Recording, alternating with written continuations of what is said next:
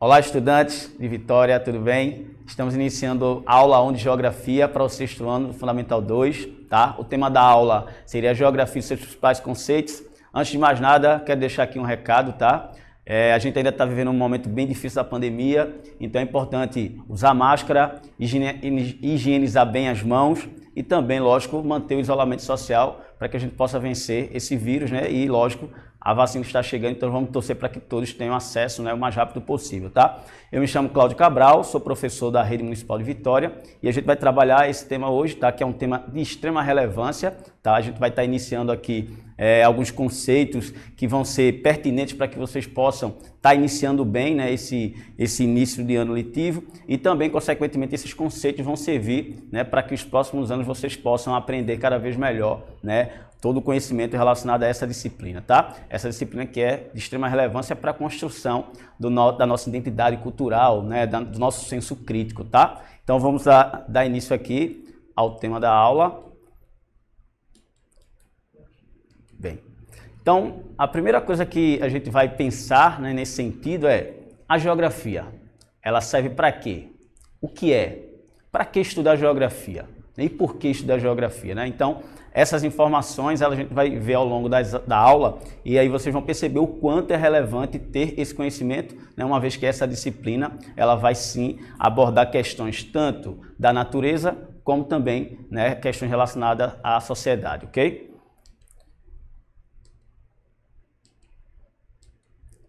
Bem, então a geografia basicamente estuda o quê, né? É uma das perguntas que estavam lá no início. Então a geografia estuda fenômenos que ocorrem na superfície terrestre, sejam eles de ordem natural ou socioeconômicos.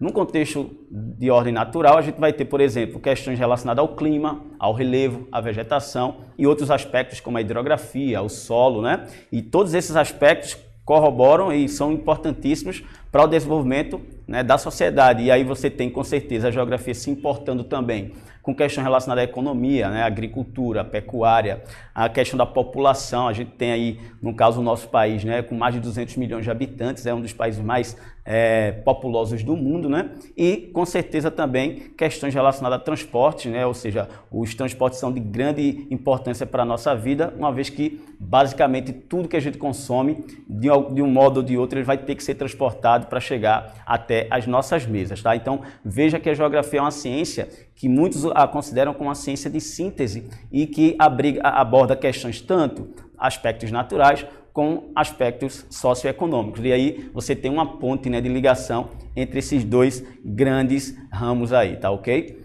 Bem, seguindo aqui a sequência, a gente tem o que é que vem a ser a geografia, né? De um modo geral, a geografia é uma ciência que, como eu falei, estuda questões tanto relacionadas a características físicas e naturais da Terra, como também as questões relacionadas ao homem, né? Ou seja, o homem, né, que surgiu aqui na superfície da Terra há cerca de 5 milhões de anos na África, segundo os estudos relacionados a essa questão, e daí partiu para várias regiões do mundo, ocupando diversas áreas e aí aplicando, né, tecnologia para poder sobreviver, tá? E aí o professor Manuel Corrêa de Andrade, professor que faleceu, né, há alguns anos atrás, em 2007, perdão, o professor Manuel Corrêa costumava dizer que a geografia é a ciência que estuda o espaço natural, adaptando-a à sua exploração. Basicamente, o homem, nesse sentido, vai ser, né, um agente que vai explorar os recursos da natureza, fazer uso desses recursos e, consequentemente, para que a sua vida possa ter, né, uma maior tranquilidade e assim a gente possa desenvolver as nossas atividades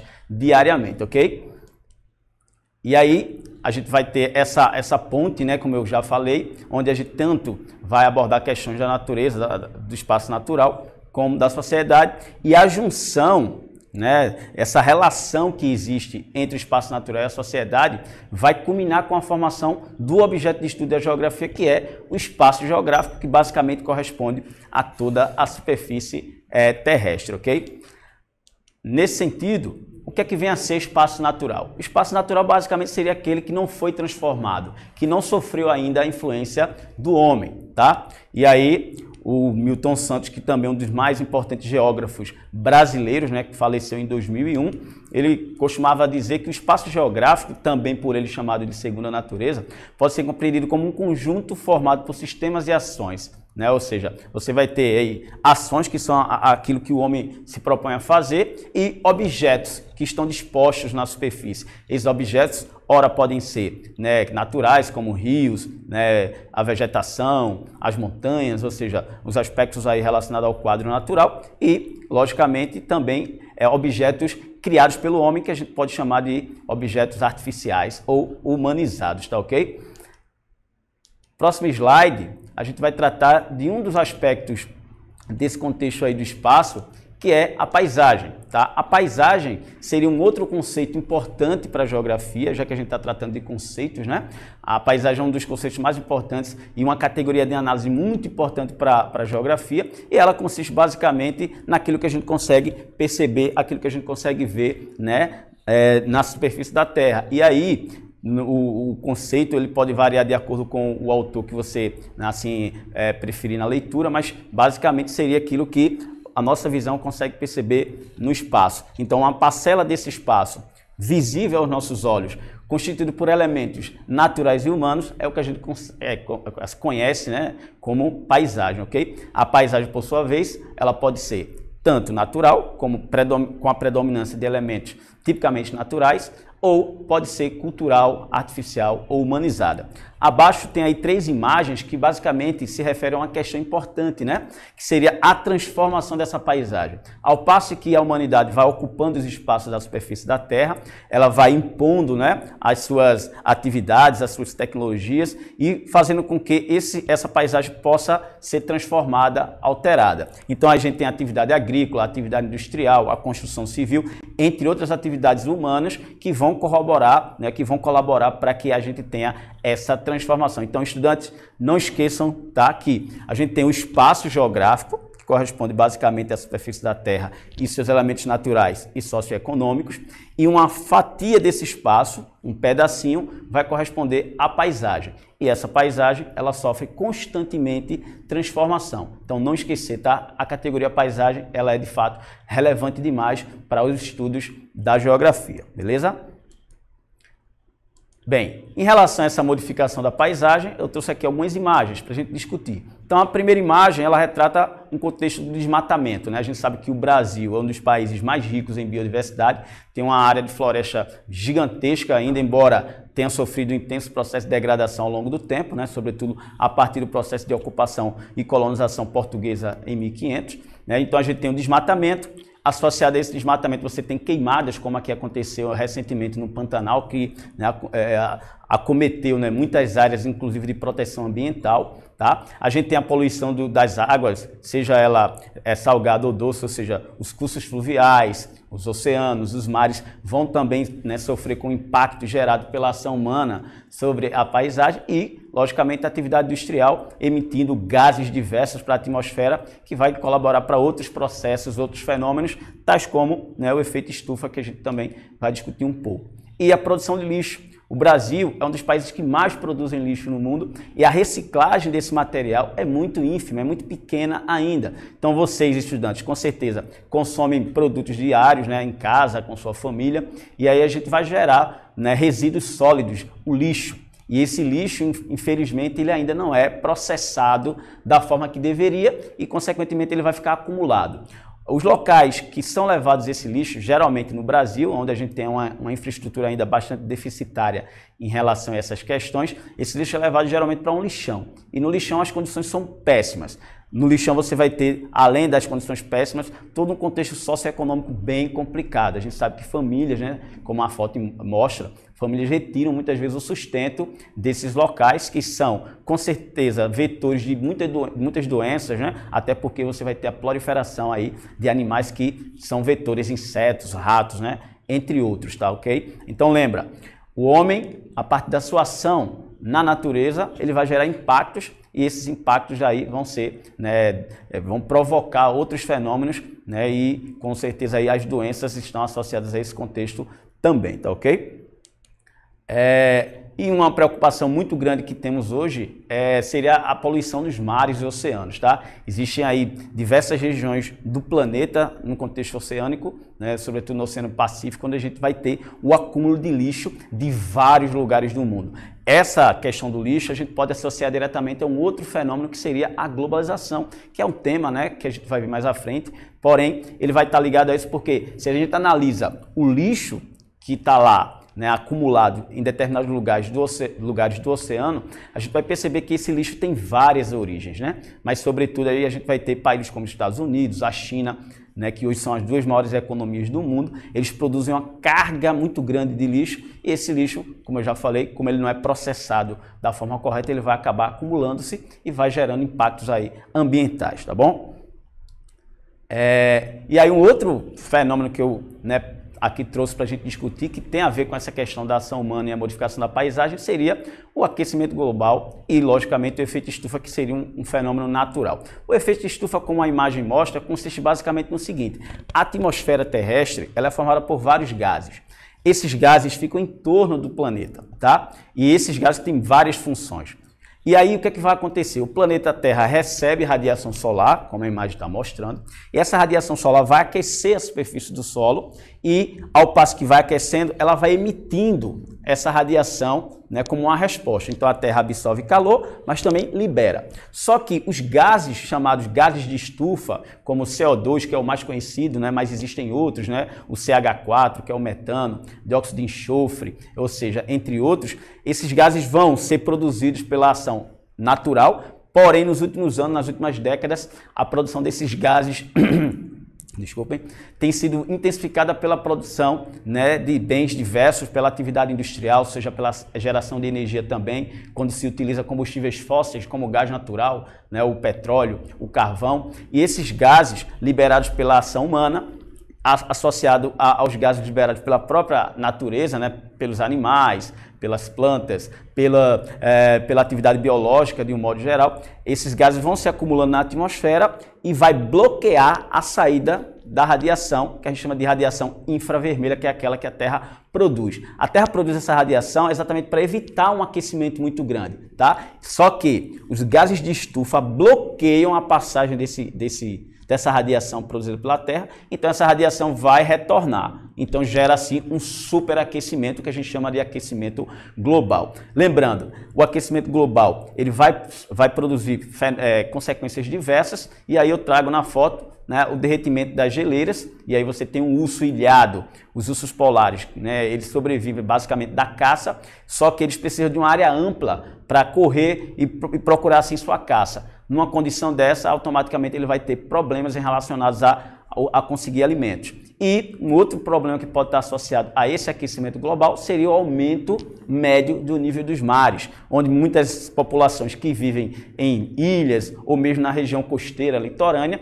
elas podem ser aí surpreendidas, né, com um avanço regressivo do nível do mar, que pode logicamente tirá-los dos locais onde eles habitam, né, e o modo de vida com certeza vai ser altamente aí afetado, beleza? Alguma dúvida? Espero que esteja claro na cabeça de vocês que a geografia é uma ciência que vai trabalhar com muita coisa que vai estar diretamente ligada à sua vida, ao seu cotidiano, e assim a gente vai com certeza perceber, né, como ela vai estar inserida em cada situação da nossa vida, beleza? Alguns exemplos de modificações na paisagem em relação a cidades no mundo afora. Então a gente tem aí, por exemplo, a Avenida Paulista, né, ou seja, na cidade de São Paulo, a capital do estado de São Paulo, né, que também recebe o mesmo nome, como vocês sabem. A Avenida Paulista, em 1952, percebam algumas questões aí nessa imagem, inclusive preta e branca, né? A gente primeiro tem muita árvore, ou seja, era uma área bastante arborizada. Essa arborização, com certeza, ela foi trocada, ela foi retirada para, logicamente, aí ser construído, né, edifícios, prédios e tudo mais. Então, as árvores ela têm uma importância gigantesca. E aí, consequentemente, elas vão ser aí afetadas, o planeta em si vai ser afetado quando você tira essa cobertura vegetal que serve para várias questões, entre elas, né, a amenizar a oscilação, né, da temperatura, né? Então, se de repente você tem vegetação, a temperatura ela vai ser aí mais controlada, tá? A outra cidade que eu trouxe foi a cidade de Nova York, Tá? Então a gente tem aí 1856 como era a cidade de Nova York e em 2013 veja o quanto, né, foi alterada aí as edificações, o que a gente chama de verticalização, né, quando você tem aí um grande centro urbano onde os prédios têm, né, bastante andares, tá? E mais um exemplo aí da cidade de Tóquio, 1945 como era e hoje, e a cidade de Dubai, no Emirados Árabes Unidos, né? Ou seja, veja aí o quanto foi alterado o espaço nessas cidades, tá? Um outro conceito importante que a gente vai discutir aqui é o lugar.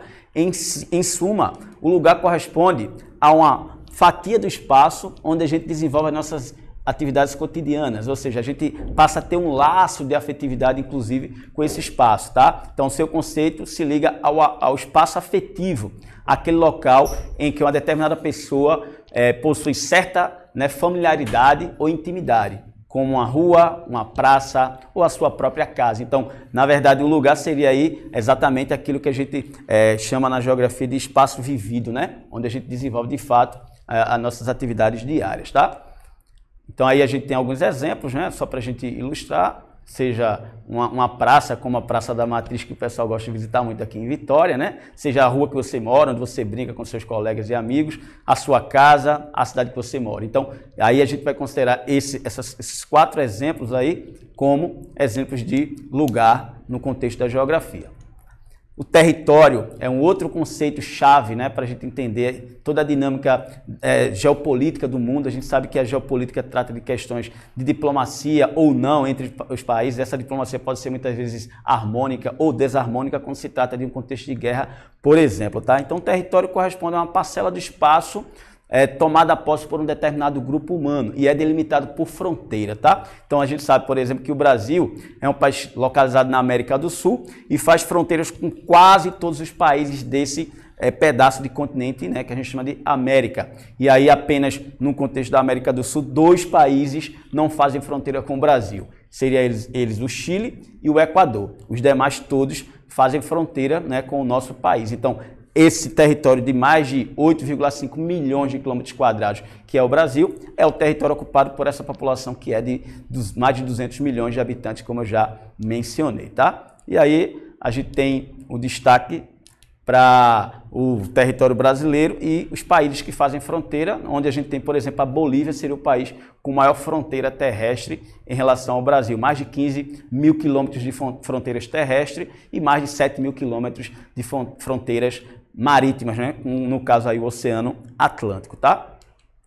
E o conceito de região. A região, basicamente, consiste em um pedaço, uma parcela do espaço geográfico. Lembra, o espaço geográfico é o objeto de estudo da geografia, mas esse espaço ele pode ser categorizado, ou seja, fatiado, partido em pequenas parcelas, e essas parcelas aí são o que a gente chama, né, de paisagem, lugar e agora região. A região basicamente corresponde a uma parcela da superfície ou localidade da superfície da Terra que apresentam características semelhantes, características comuns.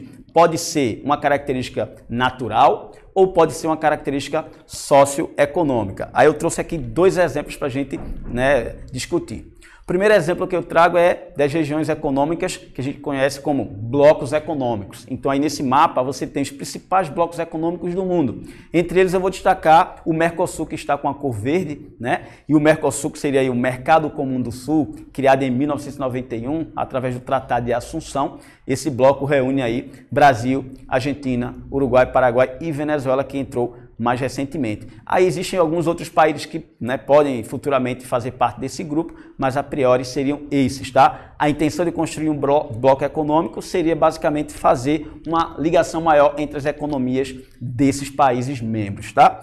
E um exemplo aqui do Brasil, onde a gente tem as regiões naturais chamadas de domínios morfoclimáticos brasileiros.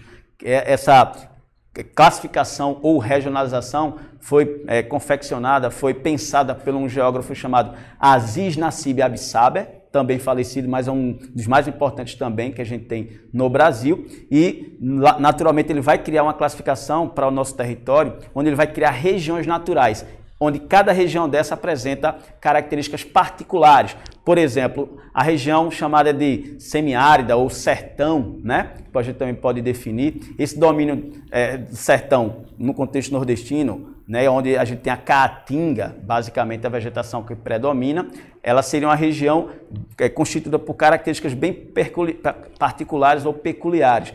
Clima seco, vegetação de caatinga xerófita. O que seria uma vegetação xerófita?